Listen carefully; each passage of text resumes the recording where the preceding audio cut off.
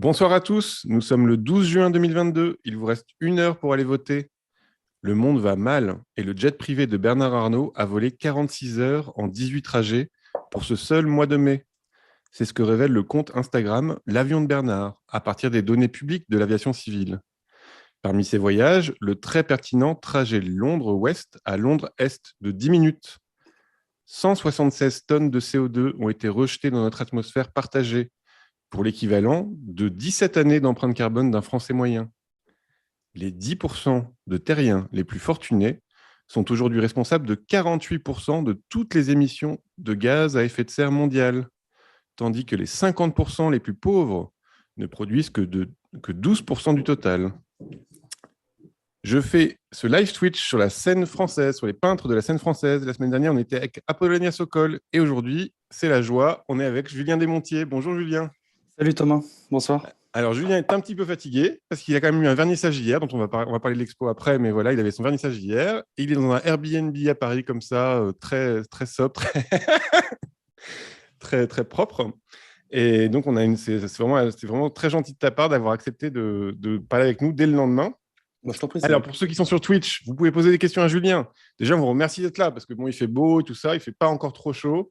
Et vous êtes là, c'est très chouette. Et donc, vous pouvez poser des questions à Julien tout au long de l'émission. Et à la fin, on lui posera les questions que vous avez posées. Vous pouvez retrouver l'émission sur YouTube, sur la chaîne YouTube Les Apparences. Vous tapez Les Apparences dans YouTube, vous tombez dessus. Il y a déjà 46 émissions. C'est incroyable.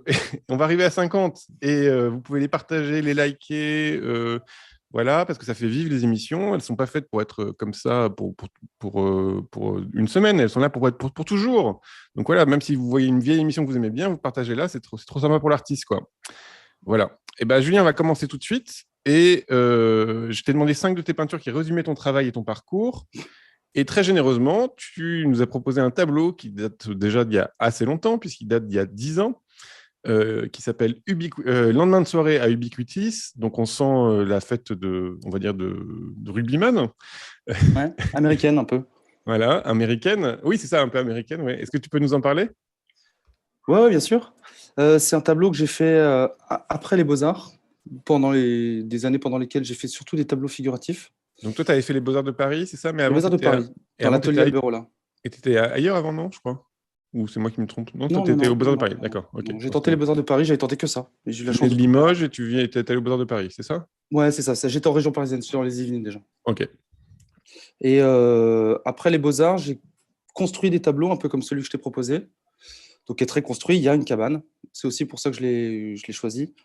Et les petits éléments que tu vois, dont on dirait du papier cul jeté justement sur les bâtiments comme ils le font. Les Aux Américains ont États-Unis? même Ouais. ils ont même un verbe pour ça. To tippy, je crois, pour dire ouais, c'est ça, toilet paper, to toilet paper.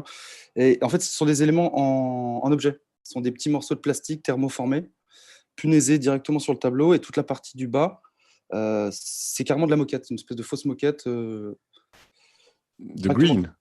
green. Quoi? De golf, quoi. De green. Exactement, exactement. Ouais. Et je voulais qu'il y ait comme ça une espèce de petite vue du dessus sur cette cabane très construite, d'une espèce de fausse perspective, parce qu'en fait, il n'y en a quasiment pas, ce sont que des parallèles.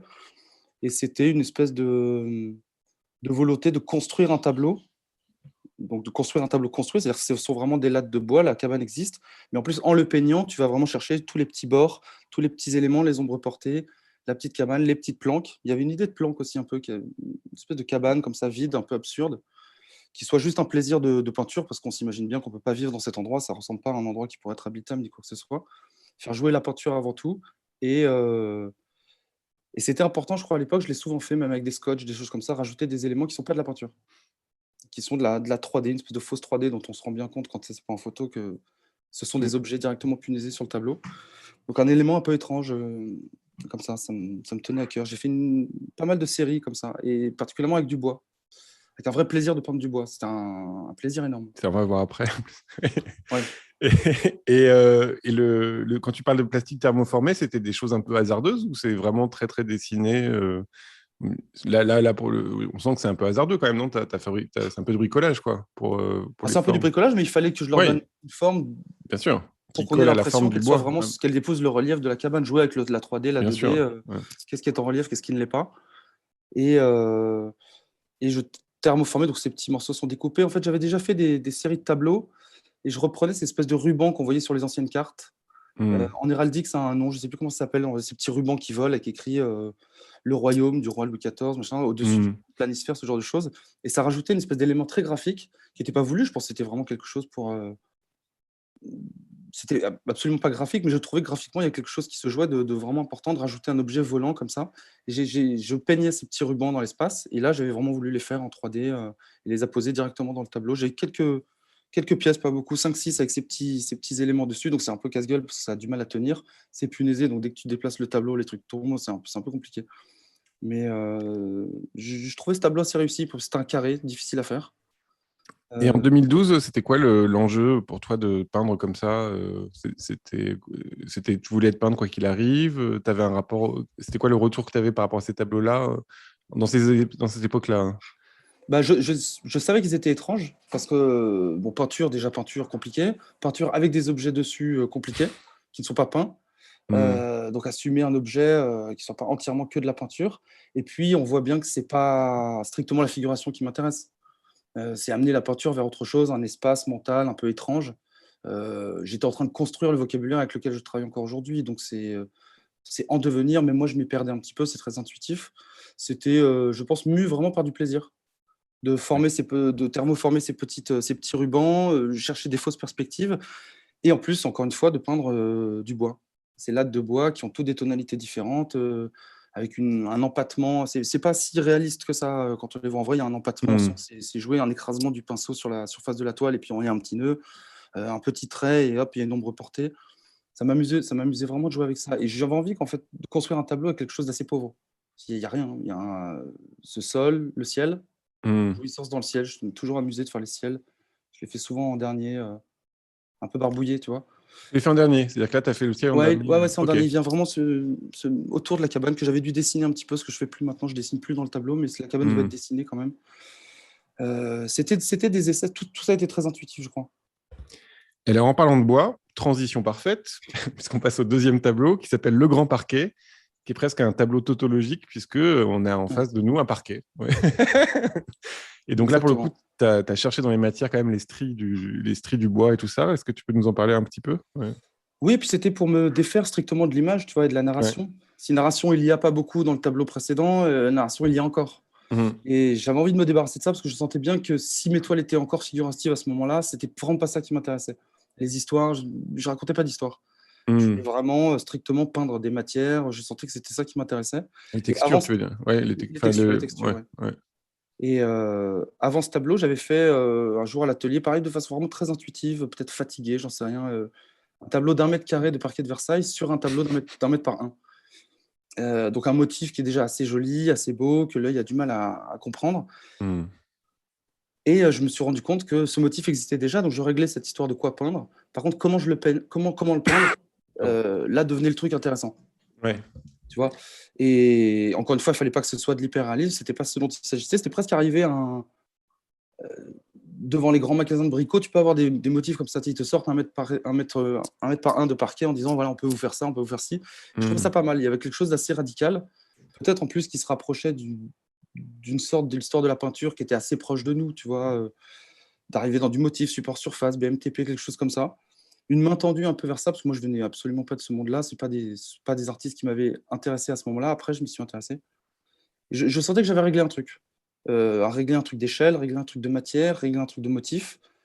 Et j'ai senti très vite avec ces tableaux, et particulièrement celui-ci, que mon intérêt en peinture, ça allait être en effet tautologique, faire de la peinture pour exprimer de la peinture, trouver un sujet qui est le bois, mais comment faire un bon tableau? C'est toujours ça le sujet. Est-ce que c'est un tableau quand même, quoi? Ou Et, prendre l'image par le petit bout de la lorgnette, c'est presque décoratif. C'est un motif qui existe, qui est assez beau, un entrecroisement de lattes les unes sur les autres, dont on ne sait pas si ça passe dessous ou dessus. Et le peindre de façon très brute, all over, il y a plus de blanc, il n'y a plus de réserve, il n'y a plus rien. et là, tu as été on va dire on va dire figuratif, c'est-à-dire très précis dans les tonalités des couleurs, tout ça, de ton modèle, ou alors tu t'es laissé aller, parce que là, il y a quand même une espèce de variété de nuances et tout ça, où je me dis que ça ressemble pas forcément à un vrai plancher, quoi. Non, non, j'ai pas de plancher Ouais, devant les yeux quand je le fais. ouais, c'est ça. Ouais, Absolument pas. Peut-être que j'avais rétro-projeté le quadrillage pour qu'il soit ouais. bien fait, que ça se pète pas la gueule. Mais ensuite, c'est un vrai plaisir de peindre. Et puis, quand tu as Hmm. épuisé un certain marron, qu'il est bien crasseux, tu remets un petit peu de blanc dedans, il devient un peu plus gris, hop, et tu passes à la latte d'à côté. Hmm. Bien, parce que du coup, il y a il y a un monde entier dans chaque petite latte de plancher. Tu te balades et tu vas du bord en haut à gauche jusqu'au bord en bas à droite, faire entièrement ça avec des petites lattes de 1. En plus, c'était un très grand tableau. J'avais dû récupérer le châssis, je crois. Il fait 150 sur 300, sur 3 mètres. Ouais, Ouais. c'était Ouais. déjà un grand tableau. Et ça avait un plaisir énorme de faire ce tableau. Et j'en étais vraiment très fier. Je l'ai toujours, ce tableau. Je Hmm. considère que c'est des meilleurs tableaux que j'ai fait. Et le fait de rabattre un sol au mur comme ça a quelque chose qui était important ou c'était juste le motif qui t'intéressait? Parce qu'on va voir que tu as aussi fait des tapis ou des choses comme Hmm. ça. Donc d'un Bah, coup, il y a ce truc de ça a rabattre qui commencé comme ça. est... Comment? Ouais, ça a vraiment commencé comme ça. Ouais. C'est-à-dire que il était pas, il n'y avait pas de dispositif. C'est-à-dire que je me suis pas posé la question une seule fois à ce moment-là de me dire est-ce que je le présente au sol, sur un Hmm. socle, j'en sais rien. Non. Ouais. C'était de toute façon un tableau. Hmm. Donc en effet, il y avait un truc de la surélévation. Et en effet, si ça c'est peut-être un souvenir dont je suis pas certain, mais je crois que j'avais dû le rétroprojeter. Et il y a ça avec la rétroprojection, parce que tu poses un petit rhodoïde, tu as ton petit miroir qui se lève et tu projettes. Ah Donc oui, il y avait déjà ce truc d'axe, quoi. une En autre effet, de projection un mettre peu quelque chose ancienne, qui. oui. Ouais, ouais, c'était pas un truc Oui, numérique. oui. Non, c'était un Le vieux truc. rhodoïde, je Franchement, suis pas sûr que ça parle à tout le monde. le rhodoïde, j'avais dû le faire au Posca, tu sais. Ouais. Et ouais, ouais, encore une fois, c'était très intuitif. Et après, c'est quelque chose, comme j'ai trouvé que ça fonctionnait, Hmm. je l'ai épuisé ensuite. Bah, tu as même fait une chose qui. Tu as presque tourné l'espace, puisque tu avais fait une exposition chez Christophe Gaillard, la galerie Christophe Gaillard, où tu avais fait une rampe de skate peinte, quoi. Ouais, ouais, ouais, ouais, Énorme, ouais. ouais. Et c'est Avec des pourtant, motifs pareils, mais d'un coup, tu passais justement du sol à l'horizontale, quoi. ouais, ouais. Enfin, à la C'est déjà verticale, longtemps pardon. après. Mais j'ai toujours Hmm. considéré que euh, en fait, c'est aussi une histoire de 2D, de 3D. Tu vois, à force de dire qu'un tableau, c'est de la 2D. Hmm. Quiconque a déjà porté ses tableaux pour changer un atelier, tout ça, c'est très bien que c'est pas de la 2D, c'est pas un truc plat. Un tableau, c'est Et c'est une lourd. sculpture, ouais. Ouais, c'est une sculpture. Ça peut être très compliqué, particulièrement quand ils sont grands, parce que je suis assez à l'aise avec les grands tableaux. Non, c'est un objet, quoi. C'est vraiment un objet. Donc le rapport du sol et du mur, il est sans arrêt expérimenté à l'atelier. Moi, je passe mon temps à les descendre, les mettre à plat, les remettre. Et puis je le fais enfin, je le fais de moins en moins, mais je le fais toujours parfois. Je tends moi-même mes châssis. J'ai Hmm. tendance à penser qu'ils sont jamais assez tendus à mon goût. Et du coup, tu les poses au sol, tu les remets au mur. Donc ce truc-là est de toute façon réglé d'emblée, quoi, à l'atelier. Il y a aussi un jeu physique dans ta peinture, c'est-à-dire que là, il y a beaucoup de matière, on s'en rend peut-être pas compte là en image, évidemment, il faut voir le tableau en vrai, mais il y a quand même un jeu de matière où tu vas tu portes quelque chose dans la main, quoi, quand tu peins. Ouais, Ouais. ouais, bien sûr, bien Ouais. sûr. Encore une fois, c'est tautologique, c'est-à-dire que c'est quel sujet trouver en peinture pour quand même faire un bon tableau. Hmm. Tu vois, il y a une espèce de retour en boomerang. Donc, j'ai trouvé mon sujet, mais je vais pas m'attarder trop sur le sujet. Il faut que ça redevienne un tableau. Il faut qu'il y ait un truc en boomerang, quoi. Et là, on va passer au troisième tableau qui, et je trouve stroboscopique. il, est, Ah ouais, il l'est. il est complètement fou. Et donc, ça s'appelle Tapis. Voilà, donc encore une fois, c'est rabattre. Tu rabats quand même quelque chose qui est au sol sur le mur. Mais alors là, c'est d'une. Enfin, je sais pas comment tu as fait, mais c'est d'une Bah, saturation assez grande. C'est c'est assez un. impressionnant. Ouais. Ça donne pas grand-chose en reproduction, mais alors en vrai, Ouais, ça sature forcément. terrible, quoi. Ouais. Bah, c'est un motif de tapis dont je pourrais pas te dire grand-chose parce que moi, je travaille avec Ouais. des images. Je connais pas l'histoire des tapis. Je saurais pas te dire si c'est un tapis persan. Bon, c'est plutôt un tapis indien, je crois. Mais. Et c'est pareil, c'est parti d'un désir de peinture. J'ai vu cette image de tapis, je l'ai trouvé extraordinaire. Les couleurs, les motifs, l'entremêlement de tous ces petits animaux, toutes ces petites parties dans les parties. Enfin, j'ai trouvé ça extraordinaire. J'ai voulu m'y atteler, sachant La que ce serait un symétrie peu aussi? compliqué. Ouais. Il y a une symétrie. Ouais. Ouais, mais ça Pas partout t'intéressait? d'ailleurs. Ouais. Bah, là, c'est vraiment plus c'est des tableaux, c'est pour ça qu'ils sont importants, c'est que c'était intuitif, c'est les premiers, quoi. Hmm, Et là, d'accord. pour la première fois, j'ai travaillé sur ce tableau avec une technique que j'utilise encore aujourd'hui, que je renouvelle tout le temps. C'est comme des règles du jeu que je brouille exprès pour que ça change et pour que je continue à m'amuser. J'avais travaillé en transfert à la surface du tableau. C'est-à-dire que l'entièreté du motif que tu vois est peint en dehors du tableau, sur une autre surface, une grande table que je me suis fabriquée en plexiglas. Ça pourrait être du verre ou du bois, mais comme ça, c'est facile à effacer.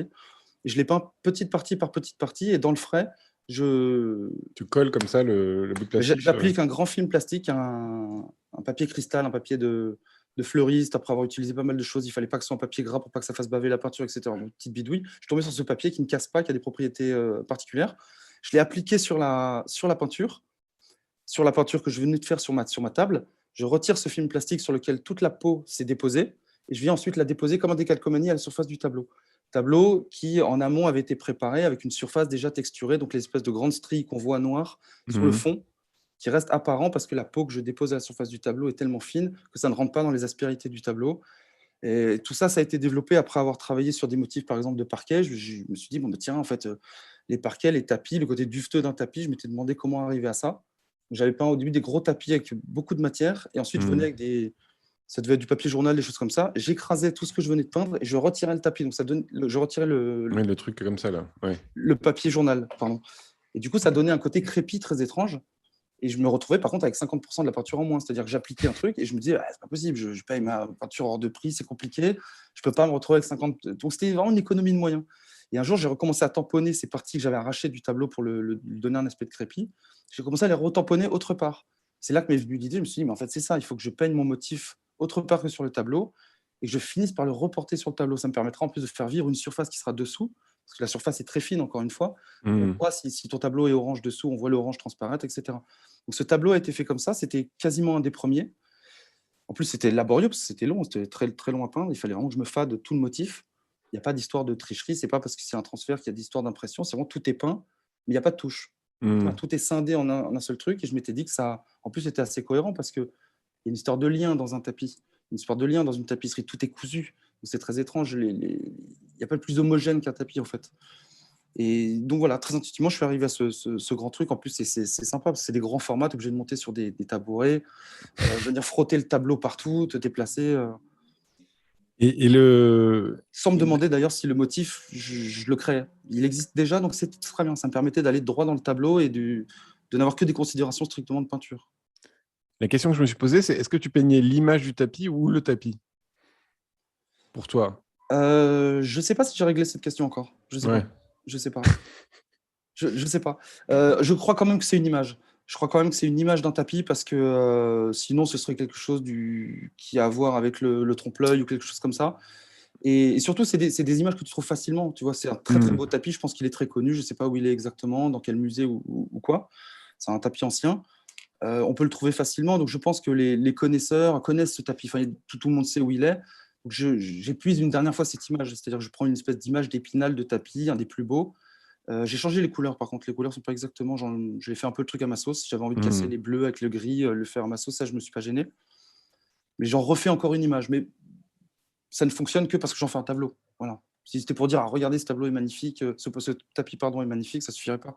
Hmm. Il faut que ce Et soit un bon tableau de ce tapis, de cette image de tapis. Et le fait que dans les détails, on trouve des petits moments réalistes aussi. Donc, il y a des moments, il y a des animaux, Ouais. on voit des. Ça c'est quelque chose qui t'intéresse beaucoup. Enfin, on va en voir après de ton exposition que tu as fait récemment, mais que tu fais récemment, au présent. Il y a quand même ce jeu comme ça entre le motif, on va dire un certain réalisme, voilà.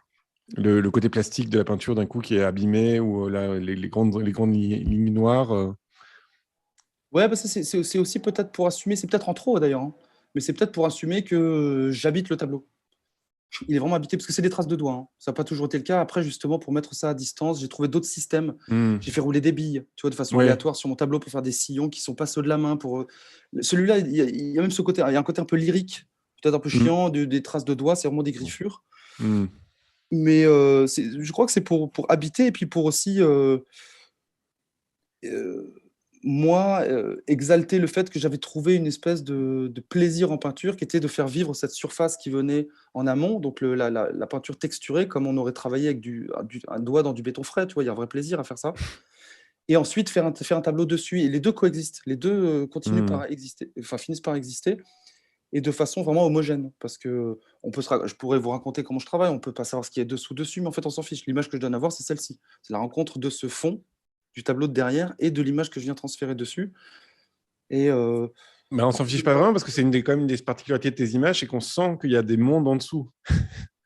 ouais, C'est-à-dire que ouais, bien là, sûr. ouais, et donc ça c'est quand même important. D'un coup, encore une fois, tu mets une surface comme ça frontale devant nos Mm. spectateurs, mais on sent qu'il y a des arrière-mondes presque. Donc comme tu crées, comme tu creuses, d'un coup on sent le noir Ouais, ouais. derrière. Enfin, il y a ce truc-là quand même. Donc c'est quand même important de. La manière même dont tu peins est importante parce que c'est quand même c'est très sophistiqué comme manière. Ouais. Ouais, ouais, bien sûr, c'est sophistiqué ou même compliqué. Parce que Mm. moi qui suis quelqu'un d'absolument pas logique, je me mets vraiment des bâtons dans les roues. Parce que tout est fait à rebours, tu vois. Mm. Il y a pas mal de gens qui s'imaginent que bah, j'ai peint un tableau et qu'ensuite je l'ai griffé, je l'ai raturé, j'ai retiré de la matière. Alors que Mm. c'est l'inverse, tout est réparé. Tu vois, je pars d'une image, je sais que ces traces noires qui sont faites en premier vont Ah oui, euh, d'accord. advenir à l'œil en dernier. T'as d'abord Donc griffé, je les t'as fais d'abord construire. griffé. Voilà. Je sais que ces traces Ok. vont être noires parce que quasiment l'entièreté du tableau va être dans des tonalités de gris un peu pastel, plutôt clair. Je Ah oui, sais d'accord, que penser à l'envers comme ça. t'as d'abord fait le support qui était déjà abîmé avec de la matière et tout ça, et après Exactement. tu as fait tes impressions dessus. D'accord. C'est ça. Et après, tu as creusé dans le noir ou tu as recreusé dans le noir ou Non, non, non, ça non, s'est non, fait non. comme ça? Ah Il oui, y d'accord, a ta absolument surface rien était qui, prête, quoi. L'épaisseur voilà. était. Ok, Il ouais, y a c'est marrant. absolument rien qui n'est peint directement au pinceau sur le tableau. Il n'y a pas de trace de Ah, pinceau ok, sur le tableau. bien Il n'y en sûr. a Ok. aucune. Zéro, messieurs, dames. Incroyable. Mais quand même, je reviens sur la figuration, on va dire le symbole ou la symbolique, c'est-à-dire le fait l'héraldique presque, d'avoir des petits animaux, d'avoir des. euh, Ça, c'est quand même important pour toi, non, de ce rapport à là Enfin, on va voir plus tard une licorne. C'est quand même, c'est pas rien de faire une grande licorne, quoi, par exemple. Non, non, c'est pas rien. Alors, il y a deux choses. Il y a des choses qui sont purement de peinture, c'est-à-dire c'est du désir. C'est génial. D'ailleurs, s'il y a autant de chevaux dans l'histoire de la peinture, c'est que je pense que c'est un sujet super à peindre. Hmm, Les petits animaux, ce genre de petites choses, c'est de l'ornement, hein. hmm. Donc, c'est de toute façon assez facilement, qu'ils soient d'ailleurs abstraits ou très figuratifs. J'ai peint beaucoup d'animaux. C'est un vrai plaisir, je trouve, de peindre des animaux. Et l'autre raison, elle est peut-être plus psychanalytique, c'est que moi, j'avais vu des choses comme ça. Petit, enfin, on a toujours dans ma famille un château familial dans le Limousin. Château en province, noblesse de province, des Montiers, Hmm. château qui existe depuis très longtemps, avec cette particularité euh, qu'aucune pièce n'est vide. C'est un château qui est entièrement meublé. Il n'y a pas eu d'indivision dans la famille, il n'y a pas des trucs qui sont partis, il n'y a pas des salles vides, on n'a pas un meuble Ikea au milieu des tapisseries, machin. Tout est en l'état. Euh, T'as des vieilles tapisseries, on imagine, avec des Exactement. animaux. Et Ouais. ça, en fait, j'en ai vu plein quand j'étais petit. Je n'ai Hmm, absolument pas pensé à ça en peignant ces tableaux. C'est plutôt hmm, des cousins d'ailleurs qui m'ont dit: ah, mais si, ça fait penser aux tapisseries qu'il y avait dans le salon, du château, du fresque. Je crois que ça m'a même un peu gêné. Je me suis dit: ah, non, surtout pas. En hmm. fait, si, il doit y avoir un peu de ça. J'ai passé mon enfance à Limoges et j'allais là-bas tous les week-ends ou pendant les vacances. Il doit y avoir un peu de ça. Il y a forcément un petit peu de ça. Je pense que le plaisir est mu par une espèce de facilité de l'esprit aussi. Tu Hmm. vas vers des choses qui te sont faciles parce que ton cerveau les a déjà acceptées, les a déjà vues. Bon, je crois que c'est assez facile à comprendre. Mais encore une fois, le prétexte, c'est d'en faire un bon tableau. Oui, mais d'un coup, ça peut être un tableau ou habité. Là, je reviens. C'est Ouais, ouais, un tableau habitable pour ouais, toi, ouais. pour ton regard. Ouais. Il y a vraiment ce paradigme-là parce que je me suis rendu compte un jour, ça m'a beaucoup amusé, je pouvais vraiment faire des maisons avec mes tableaux. J'ai peint des parquets pendant très longtemps, ensuite des tapis. Euh, tu vois. C'est drôle. Non, mais vraiment, je crois que j'étais en train de me fabriquer Hmm, euh, un vocabulaire qui était la maison psychique dans laquelle j'allais hmm. ordonner tout mon vocabulaire de peinture. Maintenant, j'en suis assez sorti, mais moi, la narration dans mes tableaux, je l'ai toujours senti là-dedans, elle est dans les gestes. Bon. J'apprends comme ça la peinture, donc je me suis fabriqué mon atelier mental de répertoire de formes, de répertoire de textures. Alors, j'ai ma transition toute trouvée. Dans les châteaux, il y a quoi? Il y a des fantômes. Oui, J'ai un peu honte. Euh, Le quatrième tableau, c'est un tableau qui date de 2020. Donc là, tu as un motif de dalle ou de bas-relief ou de choses comme ça. Et en plus, un côté psycho années 70. Tu peux nous en parler? Ouais. ben, après avoir travaillé pas mal de motifs figuratifs, même si c'est du domaine de l'ornement, ça représente quand même quelque chose. euh, J'avais en tête de réussir à faire des tableaux abstraits, parce que moi, ça m'a toujours intéressé. J'ai toujours aimé l'abstraction américaine, cette façon de faire qui est Hmm. absolument pas française, parce qu'on ne sait pas faire ça en France, on n'a pas les territoires de pensée pour, on n'a pas il n'y a aucune raison que ce genre de façon de faire advienne en France. On n'a pas une histoire de Il y a l'abstraction. Pincemin, par exemple. Bon, j'essaie de Ouais, défendre un ouais, peu non, mais le. si, si, Ouais, si, non, il non, y a t'as raison. des gens, mais Ouais, ouais. ouais. Non, mais il y en a, mais en réalité, c'est On assez ne rare. regarde Je suis même pas. pas sûr Ouais. que. Enfin, quand j'ai peint ce tableau-ci, je connaissais Pincemin, mais j'ai Hmm. connu très très tard Pincemin. Mais j'ai connu les artistes très très tard. Je ne connaissais pas ça petit, il n'y a pas d'artiste dans ma famille, je ne connaissais pas. Je suis venu assez tard, en lisant des bouquins. Et donc j'ai réussi à force de travail, à faire des tableaux dont je pensais que c'était des bons tableaux, alors qu'ils étaient entièrement abstraits. Et après avoir travaillé sur les motifs, je me suis dit, bah, tiens, il y avait une façon de faire vivre le fond, les textures, et en plus de faire revenir des motifs. Donc c'est des jeux de désir, des jeux de séduction, ces motifs qui sont holistiques, tu sais, où c'est des petits morceaux de carré qui sont indépendants les uns des autres, mais quand tu les assembles tous les uns avec les autres, ça te fait un grand motif de grillage sur le chose. Ça m'a toujours intéressé. Parce que je crois que mes tableaux sont un peu comme ça. Ils sont indépendamment les uns des autres. euh, Ce sont des tableaux qui doivent tenir seuls. Je travaille rarement en grande série, tu vois. Je fais jamais 20 tableaux de la même chose. Mais par contre, il y a une espèce de grand motif sous-tendu entre mes tableaux, je crois. Donc, ce truc dans le motif m'a toujours intéressé. Qu'un motif puisse être une partie d'un autre petit motif qui, Fractal un peu. ça peut devenir infini, quoi. Et donc, je les ai cachés derrière de grands aplats bleus. Après, c'est des désirs de couleurs, les oranges, les bleus. J'aime bien travailler avec ces couleurs complémentaires, casser les couleurs avec des bases de gris. Trouver d'autres moyens de faire ça. Donc, c'est un tableau abstrait, donc en réalité, il n'y a pas grand-chose à en dire. Mais je te l'ai pilé parce que je crois qu'il a réussi. Et juste quand même, quand tu commences le tableau, là, en fait, c'est la surprise vient en faisant le tableau. On est d'accord. C'est-à-dire, tu n'as pas d'idée préconçue, tu n'as pas de dessin ou des choses comme ça. Est-ce que tu peux nous raconter juste un peu les étapes, si tu veux bien, hein, de comment ça marche pour qu'on essaie de comprendre? Parce que par exemple, là, il y a des trous, encore une fois, il y a ces fameuses trous. Alors là, c'est peut-être pas éraflé, mais c'est peut-être avec des billes. Mais que tu racontes un peu comment tu fais ces couches de matière les unes après les autres, qu'on voit que ça vient beaucoup on va dire que ça vient beaucoup de la préparation presque. On a l'impression que tu habites d'abord le tableau et après tu vas peindre dessus, quoi. Oui, bien sûr. Et puis il y a des temps de séchage très différents, des moments de pratique qui n'ont rien à voir, des moments très laborieux, des moments qu'on va voir avec l'artisanat. Ça me Donc plaît assez. Très concrètement, tu peux nous dire un petit peu ou pas? Alors, je ne sais pas si vous pouvez zoomer, si vous avez des zooms qui défilent. On a des zooms, ouais. Il y a des espèces de bifures, des grands traits bleus, un bleu un peu électrique qu'on voit. Ça, c'est vraiment le fond du tableau. C'est fait en tout premier. Je peins vraiment, c'est un truc de maçon, quoi. C'est des grandes raclettes que je me suis fait pas très éloigné de Richter. Tu vois, des grandes raclettes en. Donc beaucoup de matière. Je fabrique tous mes outils. Tu vois, je passe un peu comme un maçon le ferait pour enduire un mur avec du plâtre, faire un bel enduit au plâtre, tu vois. Dans cette matière, je viens travailler, en l'occurrence, ça devait être avec des billes ou avec des objets. Parfois, je suis à 3 mètres du tableau, tu sais, avec un espèce de bâton pour qu'on ne pige pas trop, que c'est fait au doigt, mais qu'en effet, le geste soit pas trop maîtrisé. Donc, c'est entièrement composé. Pour le coup, c'est du dessin. Il faut que ça me plaise. Il faut que chaque étape me plaise. Je ne suis pas en train de me dire, je fais un fond. Il faut que ce soit déjà un bon tableau. Quand cette surface est sèche, ça prend déjà un temps, parce que c'est long, c'est que ce sont que des successions de peinture à l'huile. Je passe par-dessus 5 ou 6 couches de peinture à l'huile, pareil avec des raclettes. Et du coup, comme il y a des sillons qui ont été faits dans la matière bleue, la peinture ne vient pas entièrement recouvrir les sillons. Donc, comme quand tu passes de l'enduit pour boucher un mur, mais que tu n'as pas mis assez d'enduit, on voit encore le trou. Donc c'est ça, de façon aléatoire, il y a certaines parties qui restent, d'autres pas. Quand encore cette surface est sèche, donc ça c'est très long, parce que c'est de la peinture à l'huile, donc là on est dans la grosse tartine, quoi. Mais c'est génial, les couleurs sont enfermées les unes derrière les autres.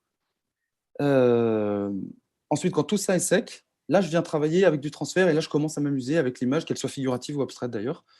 Donc là c'est les motifs verts. Voilà, donc là c'est un moment plutôt de jouissance, ça va très vite, j'en ai partout, jusque dans les cheveux, machin, je travaille à l'atelier.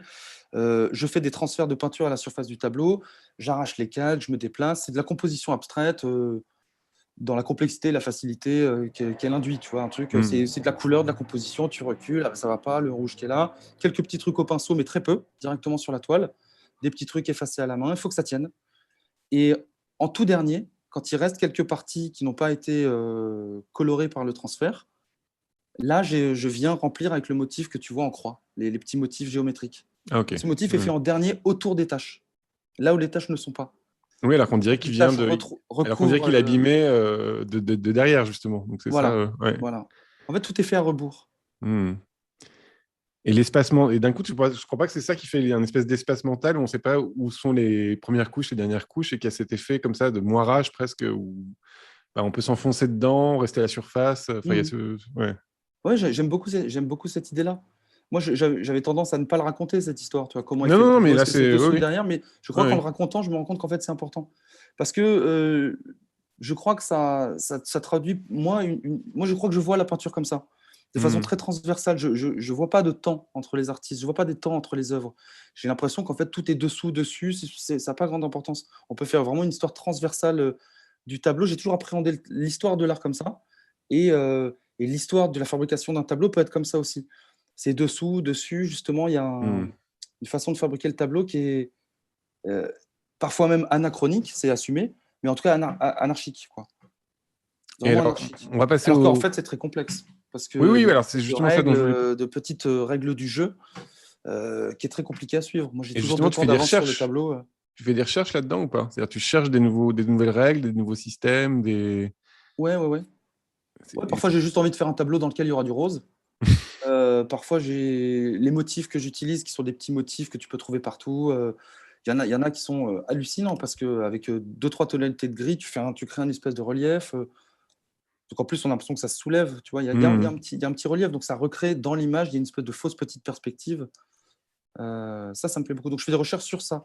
Mais après, non, c'est assez intuitif.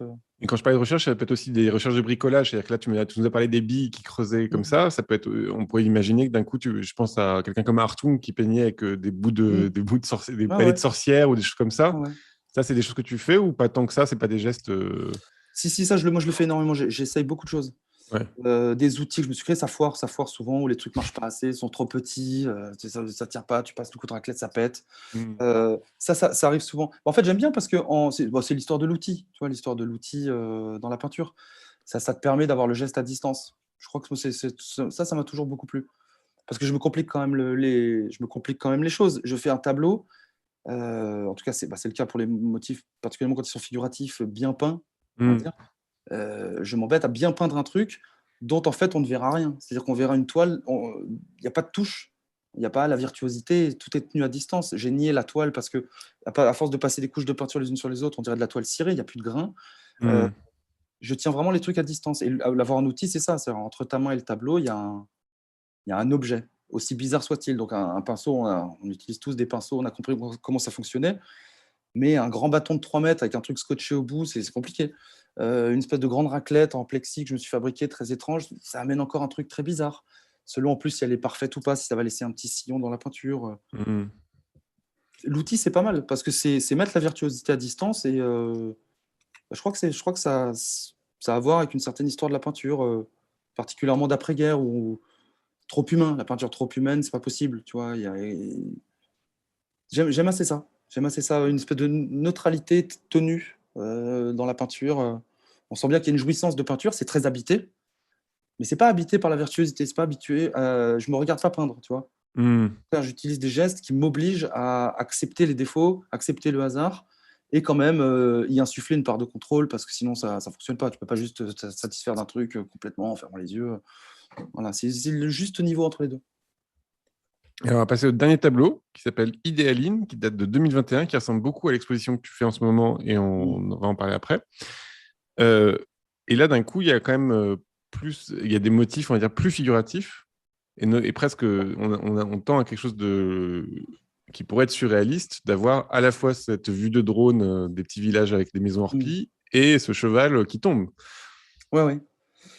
Donc là, Euh, tu bah, retournes dans une certaine narration ou... Bah, c'est ça, c'est que c'est choisi de façon très binaire. C'est-à-dire que j'ai une image de cheval, je sais que je vais le faire tomber, il va pas être droit. C'est une petite obsession. Tu travailles un matin, tu te dis, mais si je vais faire un cheval qui tombe.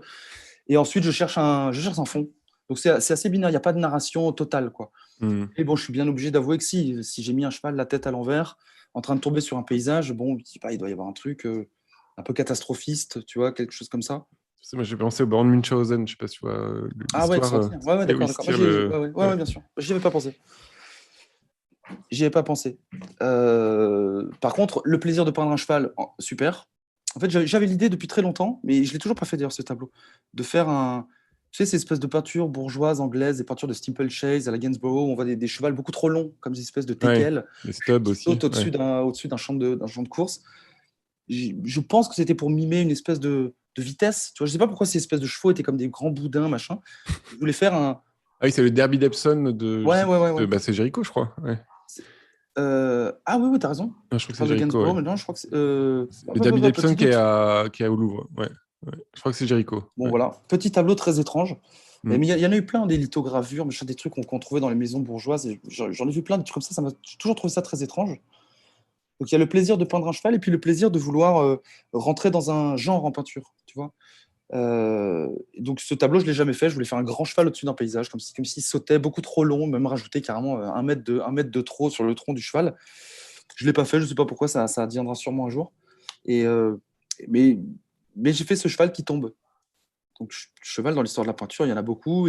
La plupart sont fabuleux. Enfin, il y a des chevaux extraordinaires dans l'histoire de la peinture. J'ai eu envie de me confronter un petit peu à ça.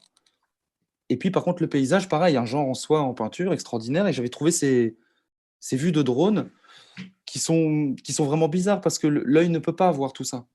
Le paysage passe sous toi, tu survoles, donc il y a quelque chose d'étrange, tu vois très très très très très loin, et tu vois sur les côtés, il y a un truc qui fisheye à 180 degrés, très très étrange. Donc je voulais amener ça dans la peinture, et vraiment frontalement incruster ce cheval qui tombe, donc qui amène une espèce de verticalité étrange, quoi. Donc Et là, si j'ai bien compris ton système, le cheval, tu l'as peint en dernier quand même là. le cheval et le paysage sont pas en même temps. Oui, mais sur une surface qui est déjà En préparée fait, pendant des heures. Ouais. En fait, donc tout le fond est préparé, Ouais, c'est ça. les traces bleues turquoise que tu vois un peu partout sont déjà faites avant l'image. Ouais, c'est ça qui est drôle quand même. Et Ouais. bah ouais, ouais. Et, Complètement fou. et parfois, plus je l'explique, moins on comprend. Non, non, mais oui. Ça m'est souvent arrivé qu'on ne comprenne plus rien. Genre, ah ouais, j'aurais dû Mm. rester avec mes ignorances. Et, et, et en fait, comme je Mais ce qui est transfère drôle, c'est que l'image. ça sent quand on voit le tableau en vrai. C'est ça qui est bizarre. Parce on a un malaise, on ne sait pas trop d'où ça vient. Ouais, ouais, bien Justement. sûr, bien Ouais, sûr. Et ouais. puis quand on regarde de près, on voit que la trace passe pas au-dessus, qu'il y a même une Mm, petite marge entre l'image qui vient s'arrêter sur la tâche, qu'on sent bien que ça mm, passe pas dessous, ça se voit, quoi. Bah, il faut le voir pour le coup, hein, pour le ressentir. mm. Et donc, il y a ces grands traces. Et comme je fais des transferts à la surface du tableau, je ne peux pas peindre l'entièreté de cette image. C'est un grand tableau. Ça me prendrait 48 heures à ne faire que ça, sans manger, sans boire. Et encore, je ne suis même pas sûr que ce serait possible.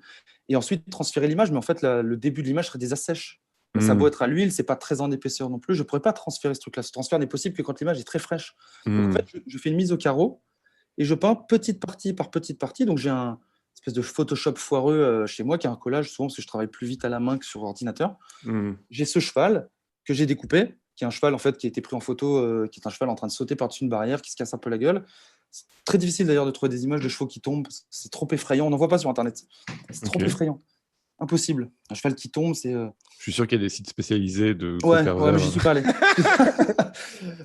Et qui dit à Rotten. Nazi horse falling. Ouais, je suis pas allé voir ça, mais tu tombes difficilement sur ça. Donc j'ai trouvé un cheval qui a une posture un peu bizarre, qui est en train de se casser la figure.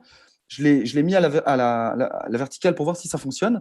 Et ensuite, je trouve une bonne image de paysage qui ressemble quand même peu ou prou à, pareil, pour que ce soit un plaisir facile, à des images de paysage que j'ai chez moi, parce que j'habite en Touraine depuis quelques temps, dans un village Mm. qui est sur une butte, et j'ai une vue comme ça sur un paysage assez simple, comme ça, avec des cultures. Il n'y a pas de montagne, il n'y a pas de grande forêt. C'est un paysage assez simple, joli, mais assez simple. Et donc, j'avais envie de refaire ce paysage. Donc, j'ai trouvé une image de drone. Il y a ce cheval par-dessus. Et ensuite, je peins l'image telle qu'elle avec une petite mise au carreau. Donc, parfois, c'est absurde, parce que j'ai un bout du mollet du cheval avec trois maisons derrière. Puis, je le Mm. fais successivement comme des petites parties de puzzle. Et il n'y a que quand l'image est entièrement terminée que tout se scinde en une seule image. On ne voit plus les raccords, on ne voit plus rien. Et on a l'impression que l'image était faite d'un seul tenant, avec des Ouais, c'est dessous, ça, il y a un des truc. couleurs, on ne comprend plus rien. Ouais. Et donc, c'est quand même peut-être plus de l'image que de l'objet. Enfin, encore une fois, quand tu représentes. Enfin, ce qui est drôle, c'est que tout est un peu flottant, quoi. Tout est un peu transparent, tout est un Ouais, bien peu. sûr. Ouais. Il y a Tu une cherches touche un pas peu. tu cherches pas une incarnation tu cherches pas à incarner le cheval. C'est quand même c'est une image flottante de cheval qui t'intéresse. J'ai Ouais, ouais, l'impression, ouais, hein. ouais, ouais, Ouais, ouais, bien sûr, ouais, bien sûr, bien ouais. sûr, bien sûr. Avec encore une fois ce truc de boomerang, Hmm. c'est un tableau d'une image de cheval en train de tomber. En plus, je la fabrique cette image, tu vois. Hmm. Elle tient pas bien, enfin, on comprend pas. Il a une position vraiment bizarre ce cheval. On sait pas d'ailleurs s'il tombe parce qu'il prend trop de place. Voilà, je m'étais dit qu'avoir un cheval qui tombe du ciel, c'était tellement bizarre qu'on n'allait pas se demander vraiment qu'est-ce que je voulais dire avec ça. Enfin, tu vois, c'est trop absurde pour se poser trop de questions, quoi. Et là, alors je voudrais revenir aux couleurs, hein, parce que tu as quand même des couleurs à toi, dans le sens où on Mm. reconnaît, tu peux avoir plein de traitements différents et tout ça, puis tu as quand même une espèce de gamme colorée à toi qui est très antinaturaliste, on va dire, Ouais, très, très plastique presque. ouais, Ça, ouais. c'est quelque chose qui est volontaire, c'est ce orange, il s'est imposé par goût, Ouais, ouais. c'est un truc que tu as choisi, ou c'est. Il s'est imposé par goût et puis à force de le faire, ça fait vraiment c'est mon C'est des vocabulaire propre, tu vois? Et puis des j'y tubes, reviens tout quoi. le temps, donc Ouais. je vais arrêter de me poser la question. J'aime bien les gammes un peu brutes, mais c'est jamais vraiment sorti du tube, hein. Je les fabrique vraiment mes oranges. Hmm. Et c'est chiant d'ailleurs, parce que c'est souvent des couleurs, qui sont des pigments compliqués, quoi, le orange. Certaines marques font des oranges qui sèchent jamais, c'est Ouais. l'horreur. Il y a des oranges qui deviennent pisseux, des oranges dont tu penses qu'ils vont être fluo pas mal, et en fait non, ça n'existe pas, ils finissent par être ternes. Hmm. C'est un peu compliqué. Et en fait, c'est pour avoir aussi comme c'est souvent des couleurs qui sont derrière l'image peinte, Parce que, à part les petits toits de maison, il n'y a pas de orange, tu vois. Le orange, Mhm. il est Oui, vraiment mais derrière. là, on voit bien, oui, quand on voit le Voilà. tableau en Et vrai, on voit bien que c'est pour être c'est sûr fond. Ouais. d'avoir une persistance, tu vois. Mhm. Je sais que ça va être persistant, un orange aussi brut, Oui, ça aussi déborde. bourrin, Ouais. il va persister, quoi. Quoi que tu Il peins, bave sur les verres, ouais. Ouais. voilà, particulièrement avec les verts. Enfin, c'est même Mhm. parfois un peu bluffant parce que le orange gagne, tu vois. Je veux faire advenir une image par-dessus ce orange, Mhm. et le orange finit par tout bouffer. Moi, je me suis embêté à faire des tonalités de vert différentes, machin, pour que ce soit vraiment la campagne, et tu te retrouves avec un truc presque gris, passé, Mhm. Le presque un orange peu. vaincra. Le orange vint toujours. Alors, on va passer à ton actualité. Et justement, tu as une exposition magnifique en ce moment qui vient de commencer hier Merci. à la galerie Christophe Gaillard qui s'appelle Betaverse. C'est jusqu'au 30 juillet. C'est 5 rue Chapon. N'hésitez pas à y aller. C'est simple. Alors, ça fait un peu peur parce qu'il faut rentrer dans une cour, il faut aller au fond et tout ça. Mais c'est gratuit. C'est très sympa. Allez-y. C'est du mardi au vendredi. C'est ouvert du mardi au vendredi de 10h30 à 12h30, de 14h à 19h, le samedi de midi à 19h. Jusqu'au 30 juillet. Vous imaginez, vous avez tout le temps. Et donc là, on voit toute l'exposition avec notamment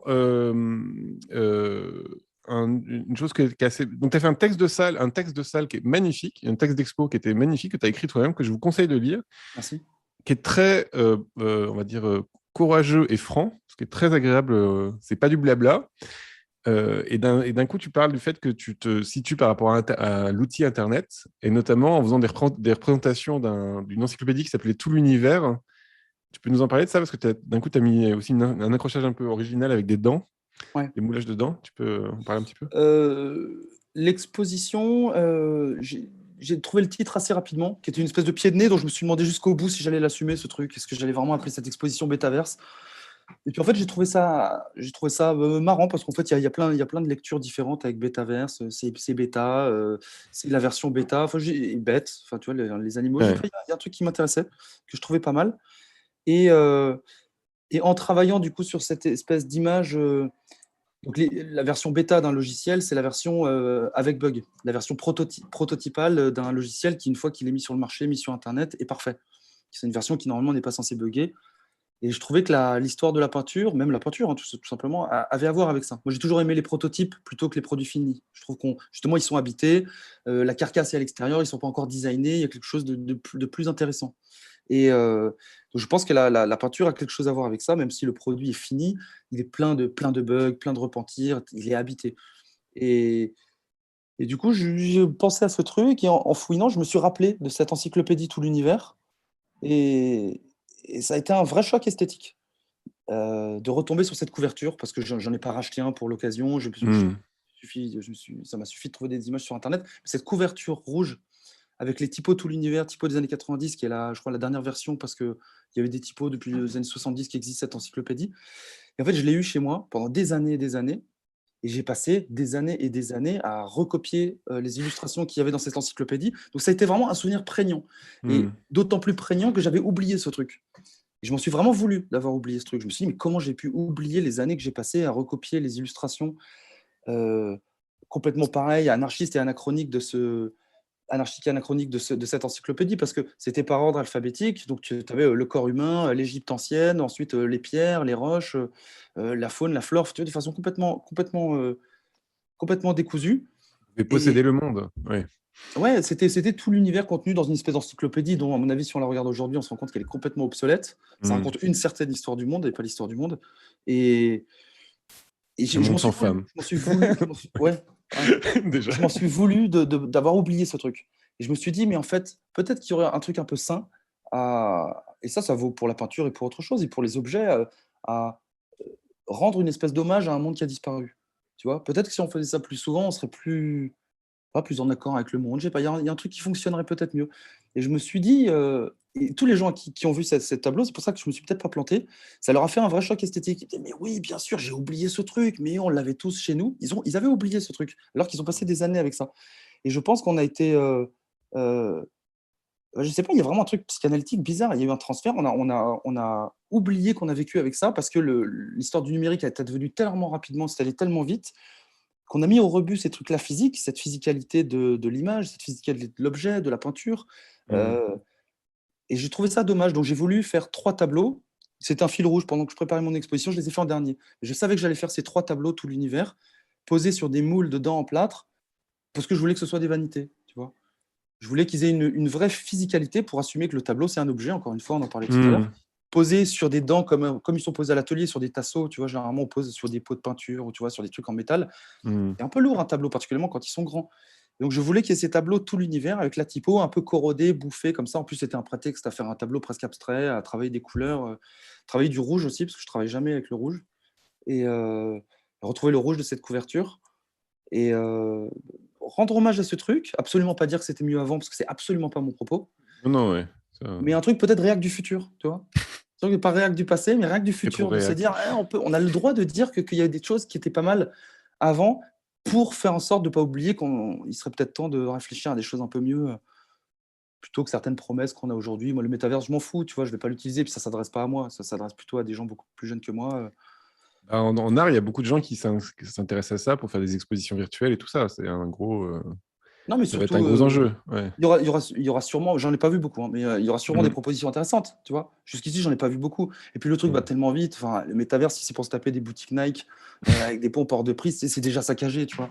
Promesse d'Internet, pareil, Internet, ça a été marrant pendant 10 ans pour ceux qui étaient vraiment en avance sur leur temps. Après, c'est pour aller sur Google, Wikipédia et Ouais, alors tu vois, c'est quand tu parles de saccage, justement, dans cette exposition, moi, je trouvais qu'il y avait un petit peu de vocabulaire quand même de l'ordre de la cabane, il y a la centrale nucléaire, ouais, ouais.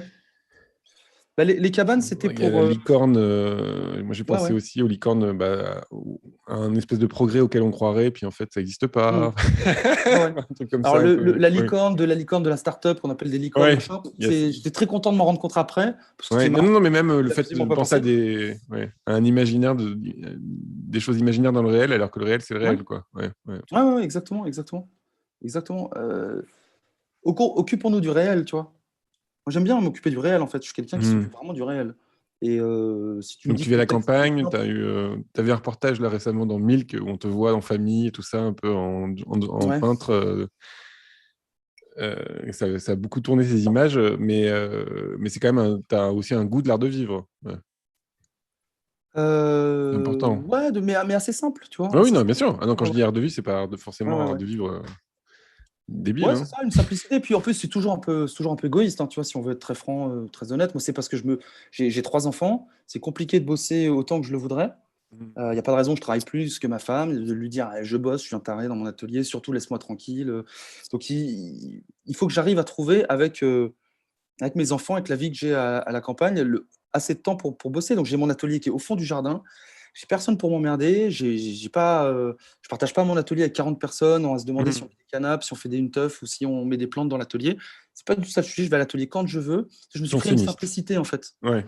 Et l'art de vivre, c'est peut-être plutôt celui-là. Ah Comment ouais, me bah c'est déjà créer pas une mal, espèce hein. de facilité, ouais, de facilité à aller bosser quand je veux, trouver quelque chose de très très simple. Je veux surtout Mhm. pas mettre des bâtons dans les roues parce que j'ai déjà choisi une vie avec 3 enfants qui fait que bah, ouais, je vais passer ma vie à me demander est-ce que j'ai travaillé assez, tu vois.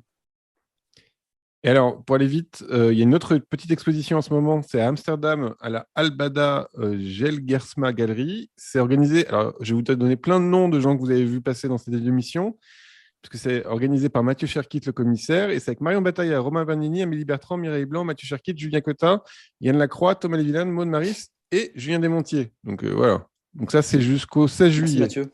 Vous passez par Amsterdam, et merci Mathieu. Et c'est très joli, on a vu des photos, on n'a pas pu y aller, mais voilà. Et tu as une autre exposition à Singapour en septembre, c'est ça? En septembre, prévu en septembre, ouais, Une expo normalement. collective, c'est Une quoi expo comme galerie? collective, Galerie Couturier, qui est Voilà, une galerie avec qui j'ai un peu travaillé, beaucoup travaillé. On essaie des trucs et c'est une expo, on sera 3 avec Louis Granet et Dir Daven.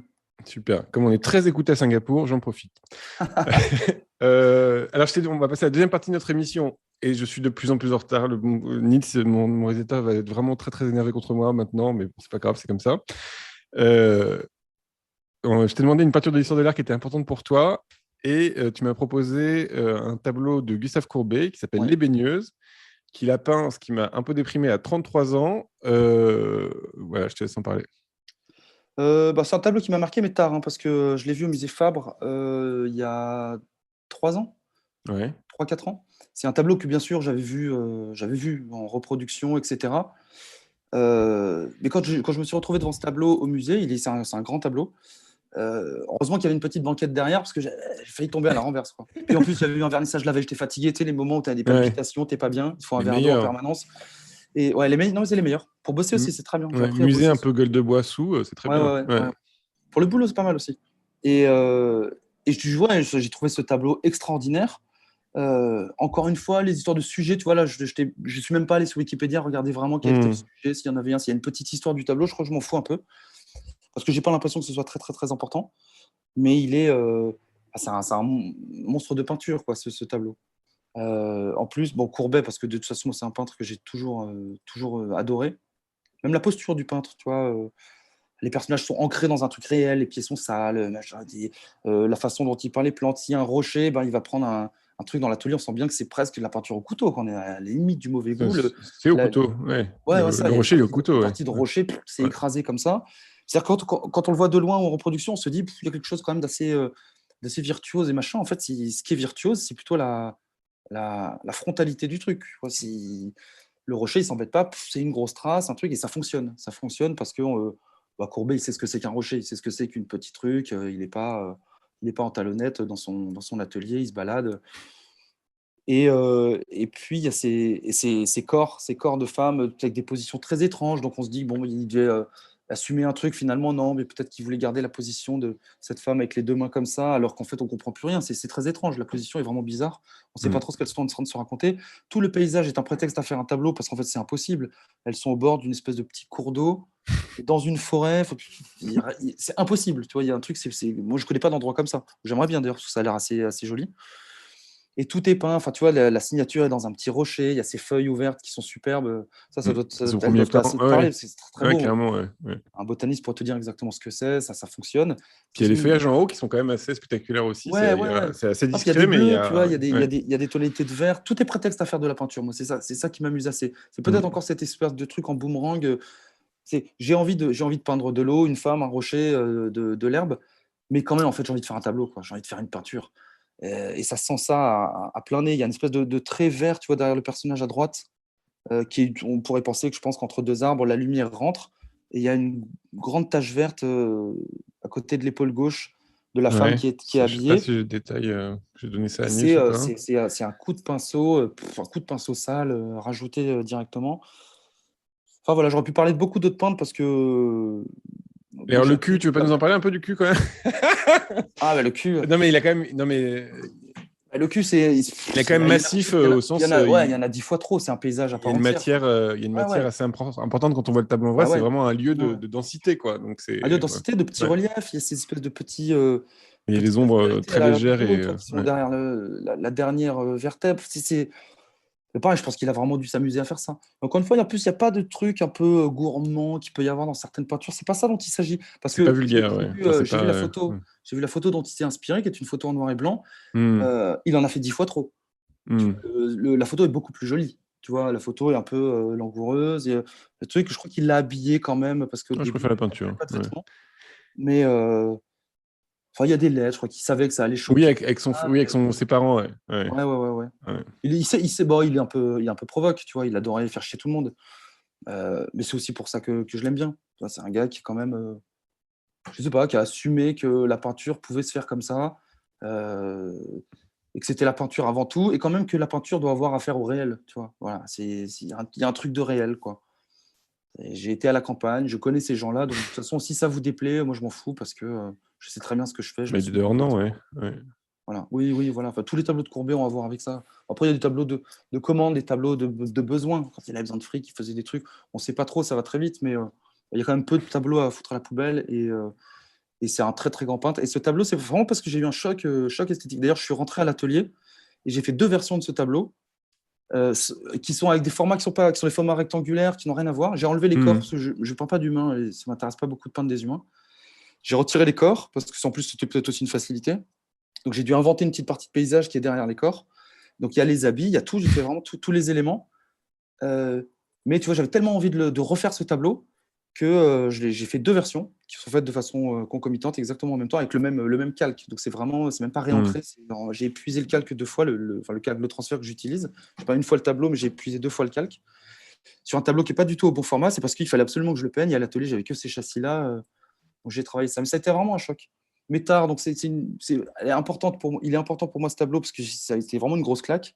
Mais j'aurais pu te parler de beaucoup d'autres peintres que j'ai rencontrés avant et qui ont été importants pour le coup pour m'amener à la peinture, les traces et machin, Oui, Rauschenberg, non, mais tout ça. il fallait un choix. Ouais. Alors, on va accélérer un petit peu. Et je t'ai demandé une peinture de l'histoire de l'art que tu n'aimais pas, que tu ne comprenais pas encore ou que tu rejetais. Et tu m'as proposé un tableau de Gustave Moreau, Jupiter et ses mêlées. Bah alors? Bah, c'est dégueulasse. Je trouve ça dégueulasse. Mais bon, c'est pas grave. Hein. Mais On pourrait dire qu'il y a une ouais, saturation qui est pas très loin de qui pourrait t'intéresser quand même. ouais, mais non, mais il y a beaucoup de choses. Il y a beaucoup de Hmm. choses qui. Bah, souvent, on déteste des trucs qui ont parfois justement à voir Souvent avec son qui travail. Hein. tape juste à côté de Il faut soi, des bonnes quoi. raisons Ouais, pour détester, tu vois. c'est vrai. Et non, je sais pas. Et, tu vois, je connais pas en plus particulièrement cette peinture. Je crois que je l'ai choisie parce que tu pouvais avoir une bonne définition Ouais. sur l'image, mais il y en a trop. C'est infect. Non, mais non, mais c'est infect pas tant parce que c'est de l'ornement, j'en ai fait, tu vois, alors que les Hmm. baroques, machin, il y a pas de problème avec ça. Mais en fait, j'aime pas le mysticisme en peinture, tu vois. Et il y a une phrase, Elle est censée représenter Jupiter dans toute sa splendeur, qui d'un coup tue ses mêlées, parce que justement, on voit Jupiter de Ouais, ouais, face d'accord, en mode d'accord, méduse, et d'un coup, elle en d'accord. meurt tellement il est irradiant et tout ça, quoi. C'est ça l'histoire. Mais d'un coup, c'est Ouais, vrai ouais. que, en plus, ne serait-ce que techniquement, la matière est complètement éteinte. Bah, c'est ça que j'ai toujours reproché à ce peintre, c'est qu'en plus, il y a un truc très laborieux, tu vois, c'est les gens à qui on demande un truc quand on était petit, il y avait ceux qui allaient très très vite avec le trip, ceux qui faisaient des petits zigouigouis, là, des petits machins pour faire un arrondi, il y a 18 traits, tu vois. Ah bah, Hmm. non, c'est pas possible, tu vois. Donc, tu sens une espèce d'envie d'exister dans la peinture, d'en raconter des tonnes, euh, un truc spirit, un peu bizarre, que j'assume parfaitement en littérature. Je trouve qu'il y a des choses extraordinaires qui ont été écrites pour le coup, des trucs avec des fantômes, des trucs un peu mystiques, des trucs très Ouais. bizarres les dessous. D'ailleurs, les écrivains sont beaucoup intéressés à lui. Mais Mais t'as je plus trouve que. Huysmans que Moreau, quoi. Ouais. Ah, mais j'adore Huysmans. Voilà. C'est Ouais. vraiment un de mes auteurs préférés. Mais, euh, mais ouais, voilà. Non, mais en fait, il y a une débauche. D'ailleurs, c'est marrant que Huysmans ait aimé Moreau parce il fait aimer Moreau à des esseintes, au personnage d'Arrebourg, alors qu'on sent que c'est un amour qui est pas. Enfin, des esseintes à des À désirs meilleur goût. troubles, tu vois, voilà. C'est trop, tu vois. Et non, mais il y a une espèce d'envie, tu vois. Il y a une phrase que je citais hier à Jérôme Zonder qui est venu, qui était sympa, qui est venu à l'expo, et on parlait justement de ça. Et donc, c'est une phrase que j'assume à moitié parce que je crois qu'elle est de Balzac, mais je ne suis pas sûr, qui explique que la phrase, c'est la débauche, donc la débauche physique, tu vois, l'orgie, le truc orgiaque, la débauche est au corps ce que sont à l'esprit les plaisirs mystiques. Et les plaisirs Hmm. mystiques, c'est trop, en fait, tu vois. Il y a un réel qui peut être beaucoup plus trouble, beaucoup plus fuyant, beaucoup plus intéressant. Mais devoir absolument trouver du symbolisme, la pierre, la rose fanée, et derrière, il y a le chemin qui mènerait vers une espèce de... Moi, je trouve ça insupportable. En peinture, je trouve ça insupportable. J'ai jamais aimé le symbolisme en peinture, tu vois. Hmm. Ça m'a jamais plu. Et peut-être qu'il y a trop de ça chez Moreau. Et puis en plus, tout simplement aussi la texture. Il y a un truc sec, il y a un truc que j'aime pas.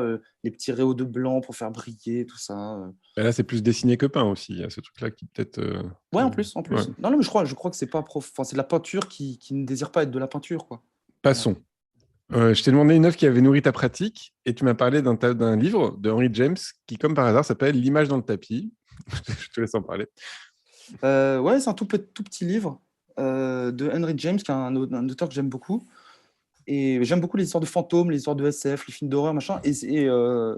Dans les livres de, pas particulièrement dans celui-ci, mais dans les livres d'Henry James, il y a toujours un fantôme. Il est jamais vraiment là, mais il y a un truc bizarre. Les enfants font des trucs bizarres. Il y a des rêves. Enfin, il y a une rêverie, un truc, c'est un truc de l'époque. Et, dans ce, donc c'est un tableau, pas un tableau, c'est marrant. C'est un livre avec une mise en abîme parce que c'est un auteur qui parle d'un auteur. Donc c'est l'histoire d'un critique littéraire qui attend de façon presque déjà obsédée le nouveau livre d'un auteur à succès de l'époque qui a écrit un livre et en lisant ce livre, avant d'écrire sa critique, il se dit mais c'est pas possible. En fait, dans ce livre, il y a un truc qui sous-tend le livre mais que j'ai pas compris. Il y a une espèce de motif derrière. D'ailleurs, je parlais de motif holistique, il y a un peu ça. C'est-à-dire dans tous les livres de cet auteur, il doit y avoir quelque chose que j'ai pas compris, qui sous-tend une espèce de grille secrète, un fantôme de narration, un fantôme omniscient, un truc bizarre qui Une sous-tend toute clé. l'œuvre de. Ouais. Et il passe sa vie jusqu'à quasiment se foutre en l'air, quoi. À essayer de chercher cette espèce d'image dans le tapis, cette espèce de sous-motif qu'il n'aurait jamais compris, jusqu'à faire des trucs complètement fous, quoi. Aller draguer la femme la femme de. Parce que bien sûr, l'auteur meurt avec son succès, ça commence comme ça. L'auteur meurt avec son secret. Et du coup, il se dit, je ne saurais jamais le truc, c'est pas possible. Et il passe sa vie à absolument vouloir chercher le motif sans se contenter justement du réel. Peut-être que le livre est bon parce qu'en fait, le livre est bon. Il se dit, il y a un truc qui m'a échappé. Hmm. Il devient fou avec ça. Et il en vient à faire des choses.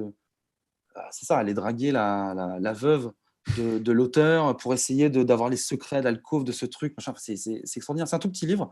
Donc, c'est une écriture fabuleuse. Tu vois, c'est ces auteurs qui écrivent en français dans le texte au 19e. Enfin, c'est fabuleux. C'est tout petit et c'est d'une force sur l'acte d'écrire, de chercher le soubassement dans une œuvre littéraire. C'est génial. Et alors, toi, je sais que tu aimes particulièrement la littérature contemporaine. Est-ce que tu peux nous... par rapport à d'autres peintres, en comparaison, Ouais, je lis pas beaucoup. Non, je lis pas énormément d'auteurs contemporains. Ah bon? Ça me satisfait. Enfin, tu lis beaucoup, non? Ouais, je lis. On avait parlé, je lis pas assez parce que j'ai des enfants maintenant. Ça prend. Oui, mais tu m'avais épaté pourrit la vie, les enfants. Et c'est qui si tu avais deux, trois noms de livres, de choses en plus à... Alors là, parce que tu me demandes ça, je vais pas réussir à trouver. T'as 3 secondes. 1, 2, 3. Non, vraiment, en plus, okay. Auteur contemporain. Ok, c'est ce genre de truc, je vais m'en vouloir. Tu bois une bière, là, parce que vous en avez parlé, tu m'avais impressionné. Bon. Pas grave, c'est pas grave. Laissons cela. Ouais. Je t'ai demandé un livre sur l'art qui t'avait influencé et tu m'as parlé d'un livre sur Robert Filiou qui s'appelle Robert Filiou, Nationalité poète par Pierre Tillman, c'est aux éditions des Presses du Réel. Est-ce que tu peux nous en parler un petit peu? Ouais, c'est un livre sur lequel je ne suis pas tombé par hasard. C'est Jean-Michel Alberola qui me l'avait suggéré. Je pense qu'il a dû le suggérer à plein de gens parce qu'il avait tendance à avoir les... Enfin, tu vois, c'était d'ailleurs des super punchlines, mais il avait les mêmes punchlines pour tous les gens qui passaient par son atelier. Alors, j'aimerais bien l'inviter, mais il ne répond pas au téléphone. C'est pas facile. Moi, alors... non, personne n'a son numéro. Bah, tant mieux pour lui. Je l'ai son numéro. Mais oui, d'accord. Ouais, et parce que justement, il avait des peintres dans son atelier et que lui... les peintres de 25 ans qui se prennent pour des artistes alors qu'ils sont au début d'une peut-être carrière, ça le faisait un peu marrer. Donc, il mettait des bâtons dans les roues en disant allez voir tel film, lisez tel livre. Et surtout, il disait à des peintres regardez Fluxus. Donc, quand tu es peintre, Fluxus, plastiquement, on est à l'opposé, c'est compliqué. C'est une traduction avec des bouts d'objets, oral, la performance, de la musique. Enfin, c'est justement pas de la peinture. Et moi, je suis tombé dedans immédiatement. J'ai adoré lire sur ce mouvement. J'adore ce mouvement d'ailleurs. Si j'étais collectionneur, c'est ça que j'achèterais. Et puis pas du tout de la peinture, je crois. Très peu de peinture. Et Filiou, c'est un artiste que j'adore. Et pour avoir lu quelques biographies ou des trucs sur lui, ça, c'est celle qui est la plus touchante. Parce que c'est écrit par quelqu'un que l'histoire de la littérature a un peu oublié, mais qui était, je crois, son voisin, qui était vraiment un ami, un poète, et qui raconte... c'est un peu Robert Filiou, mon voisin, quoi. Il raconte l'histoire de Filiou dans la Résistance, l'histoire de Filiou communiste, l'histoire de Filiou, toutes ses amitiés. Et en fait, ça ne parle justement, c'est pas un texte critique, justement, ça parle que du réel. Ces vraies amitiés, comment ils se sont rencontrés telle année parce qu'ils se sont rencontrés dans tel bar. Et ensuite, ils ont décidé de faire ceci ensemble. Ensuite, la CDI qui sourit avec Ben et machin. C'est extraordinaire. C'est extraordinaire parce que c'est une leçon d'amitié, parce que c'est un mouvement qui n'a à voir qu'avec ça. L'amitié, la vraie, tu vois, un truc, une amitié de travail, une amitié de pensée, qui est la chose la plus précieuse au monde. Et mettre l'amitié au centre d'un mouvement, Fluxus, c'est fabuleux, quoi. C'est vraiment fabuleux. Je trouve que ce mouvement, alors qu'il reste rien, tu vois, ça échappe à l'histoire de l'art, ça échappe à beaucoup de choses.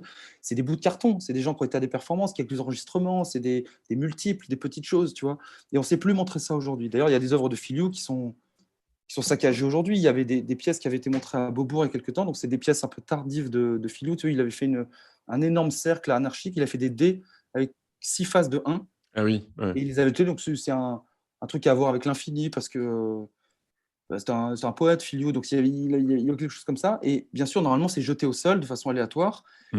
Et c'est raconté, d'ailleurs, je crois, dans cette biographie. Les gens venaient et prenaient un dé. Donc, ils venaient prendre une petite partie d'un tout et ils partaient avec leur petit dé de 1, de quelque chose qui avait été multiple. Tu vois, un truc de l'échange, qui a vraiment un rapport avec l'amitié. Et à l'expo de Beaubourg, ils étaient collés au sol, tu vois, les dés. C'est plus la même pièce, tu vois. Ouais, bien sûr. Rien à voir. Donc c'est bien. Moi, je trouve que c'est un petit mouvement de l'histoire de l'art dont Filiou était une figure emblématique, je crois la plus puissante. Et il reste rien. Voilà, il reste rien. Et ça peut revenir. Ça a été vraiment important, quoi. Ça a été vraiment important. Mais je me souviens d'ailleurs que j'avais parlé de Fluxus à mon diplôme de fin d'année aux Beaux-Arts. Et je ne sais plus qui dans le jury m'avait dit ah ouais, Fluxus, mais c'est bon, c'est fini. Et Alberola avait dit mais non, Fluxus n'est pas mort. Alors, disons, il avait été très choqué. Mais au contraire. C'est que des lignes de fuite, ça déborde tout, quoi. C'est Cette biographie est magnifique, il faut lire ça, c'est Puis quand même, l'art du très très bricolage bon. ou des choses comme ça c'est très tendance aujourd'hui. Enfin, le fait l'art- tu vois, le côté bricolé, Ouais, mais c'est bricolé, c'est plutôt matière, non mais matière. design, c'est montrer de la carcasse à l'envers, tu Oui, vois, voilà. Oui, mais matière, oui, produit pas effectivement. fini. Je crois pas que c'était ça qui était en jeu Bon. avec Fluxus, c'était plutôt économie de moyens et puis, Hmm. Bah, l'économie de moyens, ça me paraît c'était très, très contemporain.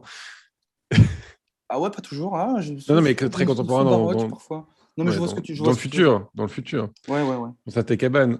Euh, Alors, on va passer à une peinture contemporaine que tu aimes. Et tu m'as proposé un peintre américain qui s'appelle Sterling Ruby, que je ne connaissais pas du tout, j'avoue. Ah oui? Est-ce que tu peux nous en parler? Alors là, pour le coup, c'est des contrastes très forts de fabrication, ouais, enfin, de matière. Ouais. Ouais, bah alors Sterling Ruby fait pas que ça, mais je crois que je t'avais suggéré Oui, d'aller il fait chercher plein de trucs. ses window paintings. C'est ça, non? C'est pas ça? Oui, oui, c'est ça, c'est ça, c'est Ah ça. oui.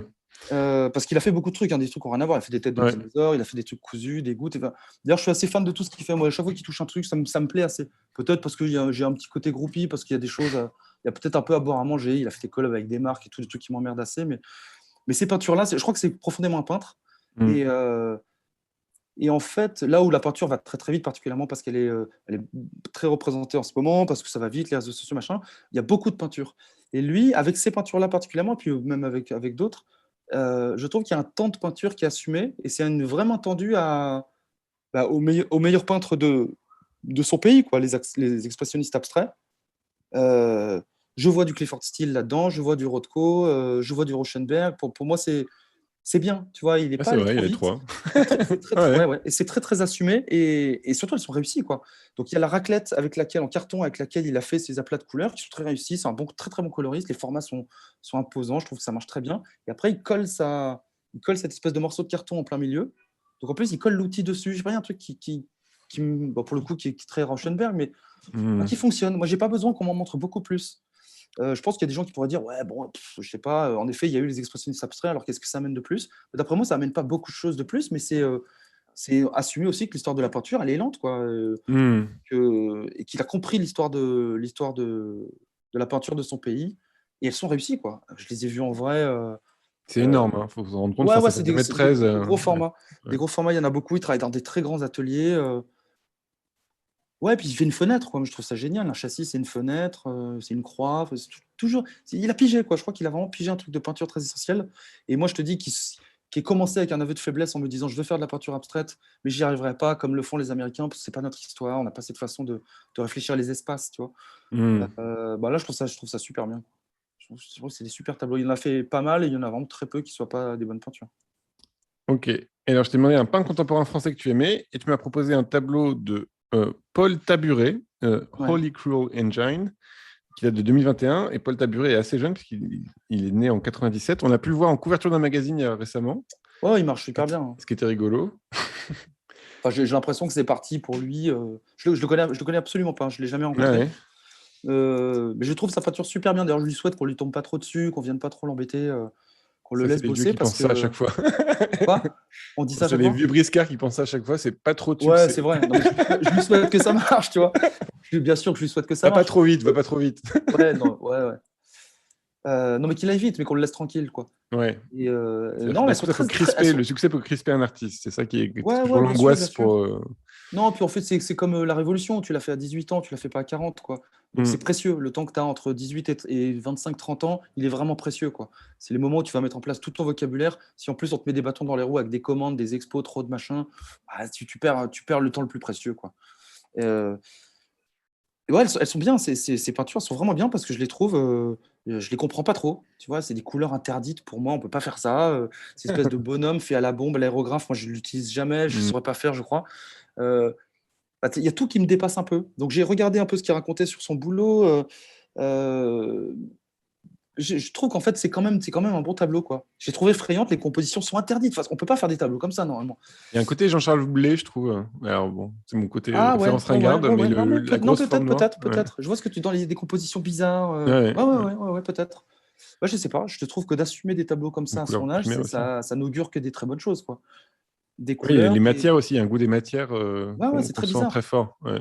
Truc à l'aérographe, ces bonhommes avec des têtes très effrayantes, ce sont des espèces de fantômes. Les fonds sont très bruts. Je sais pas. Je crois que j'aime pour le coup, parce que moi, je serais incapable de faire une peinture pareille. Mm. Euh, je sais pas, il y a une espèce de facilité pour faire ça. Il faut une espèce de. Je Des pense pas du tout contractions. que le garçon aille mal, tu vois, mais puis Mm. un truc, je sais pas, il faut assumer un. Je sais pas, À assumer une suivre, espèce de caractère en peinture pour réussir à faire ça, assez impressionnant. à suivre, à suivre. Ouais, j'aime Et bien alors, ça. on va passer aux questions. Alors, je tiens à vous dire que, héroïquement, notre réalisateur, qui je crois n'a pas fait d'erreur, est atteint du Covid. Notre pauvre Nils. Plions-le. Et un vrai Covid et tout, quoi. Un sérieux. Mais est-ce qu'il y aurait des questions, Nils? Oui.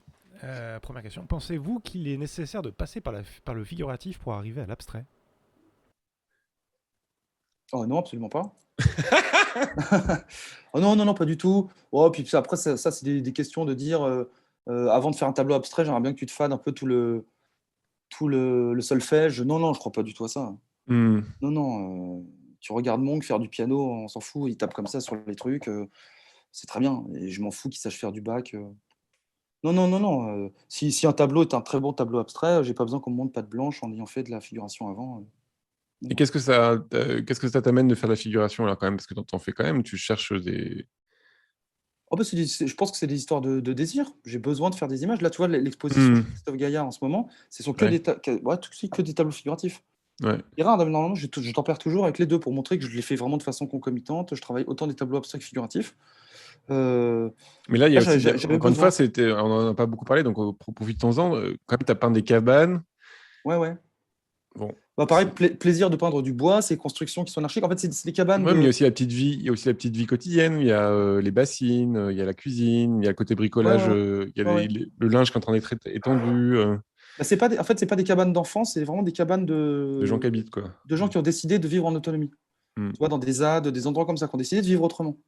Donc en plus, ça me faisait marrer par rapport au métaverse, de trucs de vouloir s'isoler. Il y a des gens qui le font dans le réel, hein, qui se barrent Mm. du monde et qui vont vraiment se créer des lieux alternatifs. Donc ce sont des cabanes, ça sert aussi d'archives, parce que c'est des cabanes qui la plupart du temps ont été saccagées, détruites. C'est rare qu'elles soient construites en se disant que ça allait durer. Souvent, elles ont des formes très intéressantes, donc c'est un vrai sujet de peinture. Et, euh, et puis oui, elles sont habitées, encore une fois. Enfin, tu vois, donc il y a en effet des petits éléments. Je sais pas, rendre hommage à ces cabanes, une espèce d'utopie. Alors, elles sont abandonnées quasiment, hein, donc je sens quand même qu'il y a une utopie qui a foiré. Mais Mais alors, ce qui est drôle, c'est que dans l'expo, il y a des maisons orpies et des ouais, cabanes. ouais, ouais, ouais, ouais, ouais. Donc, on cherche l'endroit où on va habiter, quoi, encore, quand même. Ouais, c'est ça. Mais bon, le rapport entre la carte et le territoire, il est vite vu. Quand tu es dans le réel, que tu te balades quelque part, il y a toujours un endroit où se planquer, toujours un endroit où se faire un petit paradis, Mm. même si tout est géolocalisé, c'est pas vrai. Ok. Une autre question? Comment choisissez-vous vos couleurs premières de base sur vos toiles? Bah, en fait, la première couleur que je mets sur le tableau est celle dont on va penser qu'elle arrive en dernier. Ouais, c'est ça. Ah, t'as On a gratté, compris puis le truc, machin, là. voilà. Ouais, moi, j'ai compris le truc. Ça y est. Voilà. Et donc, bien évidemment, si la plupart du motif va être clair, il faut que le motif soit plutôt foncé, sinon on ne va pas les voir. Ça m'est arrivé de faire des tableaux, justement, on ne les voit pas, ces traces-là, et je trouve que ça marche moins bien. Donc, bah, si le tableau va être dans des tonalités vertes, bah, j'aime bien que ce soit plutôt rose ou orangé. C'est des trucs qui fonctionnent de façon assez binaire comme ça, hein. En fait, il faut que la couleur de départ soit niée par couches successives, Mm. et qu'à la fin, elle donne envie de sortir, elle dit qu'elle est en train de sortir, quoi. Qu'elle est là et elle pousse toute l'image. Il faut qu'on la voit toujours, en fait. Il faut qu'elle ait le dernier mot. Et, et c'est quoi qui t'intéresse dans la saturation? C'est-à-dire le fait que... Alors, j'ai compris que tu aimais le réel et tout ça, et on a quand même l'impression que c'est presque trop réel, les tableaux. C'est-à-dire Ouais, ouais, ils bien ont une sûr. espèce de présence, toi, ils crient, quoi. Ouais, ouais. Il y a un truc comme ça Là, l'exposition, encore une fois, t'es presque fait pour un white cube, parce que d'un coup, le tableau, il est d'une densité très, très Mm. dingue, quoi. Même quand il n'y a pas beaucoup de motifs, hein, mais c'est... Bah, en fait, j'utilise des images qui, la plupart du temps, ont déjà été épuisées. Hmm. Tu vois, et puis je fais des tableaux souvent par deux ou par trois. Ouais. C'est-à-dire que c'est des tableaux dont je sais que c'est des. Tu vois, un tableau que j'ai fait avec une centrale nucléaire, j'ai pris la première image sur EDF.fr d'une centrale nucléaire vue de drone. De toute façon, personne ne pourrait faire ces images-là à part EDF, parce que tu n'as pas le droit de survoler une centrale. Mais c'est des images qu'on pourrait tous trouver. D'ailleurs, je Et pense que tout le Greenpeace monde aussi. se dit, Ouais. ouais, tout le monde se dit, je l'ai déjà vu, tu vois.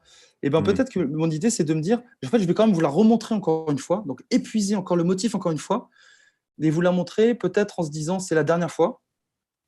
Et du coup, on dirait qu'elle est cramée, quoi. On dirait que l'image est.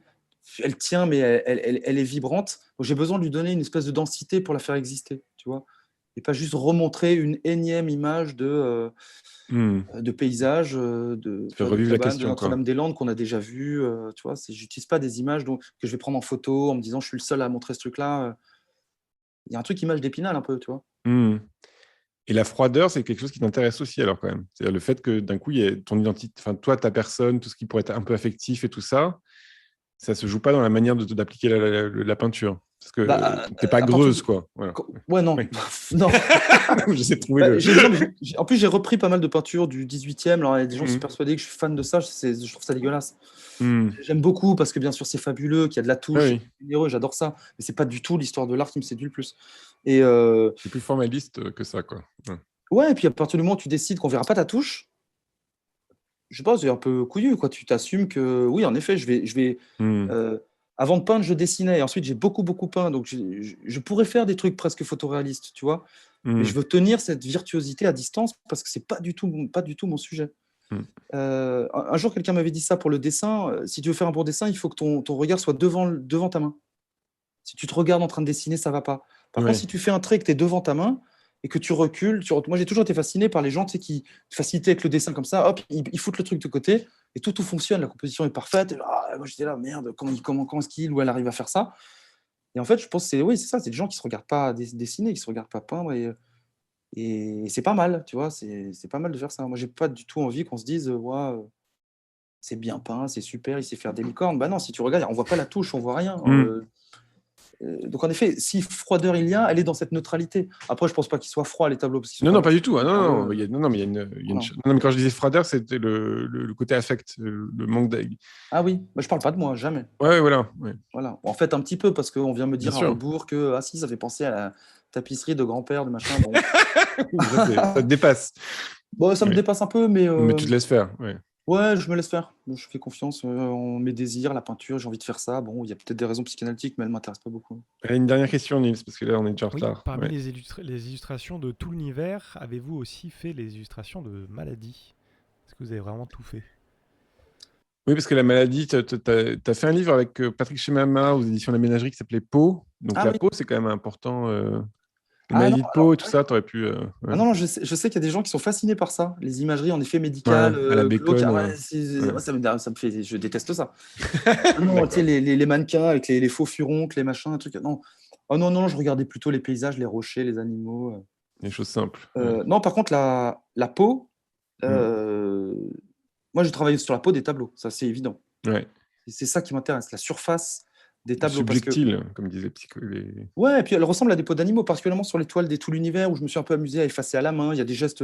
J'avais fait plein de tableaux très figuratifs, parfois un peu longs à faire, donc avec un certain labeur. Et j'avais gardé en tête ces 3 tableaux figuratifs, abstraits, presque, les Tout l'univers rouge. Donc je me disais, ceux-là, ils vont être faits très rapidement. Ça va être un petit baroud d'honneur, ça va être sympa. Et du coup, ils sont effacés. Et la peau ressemble à une peau d'animaux, à une peau animale, à une peau de dauphin ou une peau de requin, un truc comme ça. Ça m'intéresse beaucoup. De toute façon, tu peux faire une histoire des animaux par la parure, la fourrure, la peau, les pigments. Ça, c'est génial, c'est extraordinaire. Parce qu'en plus, la peinture a à voir avec ça, une touche à avoir avec ça, une surface picturale à avoir avec ça. Tu es très fort en transition. Je ne sais pas pourquoi, mais tu as toujours des très bonnes transitions. Je te remercie beaucoup, Julien. C'était vraiment passionnant. Et on se retrouve. Et la semaine prochaine, on se retrouve avec quelqu'un qui va nous parler encore d'animaux, de peau, de semblants de forme comme ça. C'est Maud Maris. Voilà. Alors, je voulais juste faire une petite promo pour une vidéo qui est passée sur la chaîne YouTube. C'est pas parce que c'est Max Bazelic qui l'a trouvé. J'ai participé à une conférence organisée par Anel Tija sur Eugène Leroy. Ça m'intéresserait beaucoup de voir sa peinture sans voir la figure. On l'a déjà vu dans les apparences. Et vous pouvez également retrouver Sylvie Fanchon. Et Jean-Luc Blanc, voilà, c'était marrant, ça dure 1 heure. C'est sympa de parler d'un peintre mort pour une fois. Voilà, pourquoi pas. C'est peut-être une bonne conclusion pour cette rencontre. Si vous restez patient sur Twitch et sur YouTube, le générique va partir. Et après, il y aura peut-être une petite surprise. Voilà. Merci Julien. Merci Thomas. Merci. C'est super. Hein. Merci beaucoup. Merci Nils. Merci d'avoir fait ça malgré la maladie terrible. Et puis à la semaine prochaine.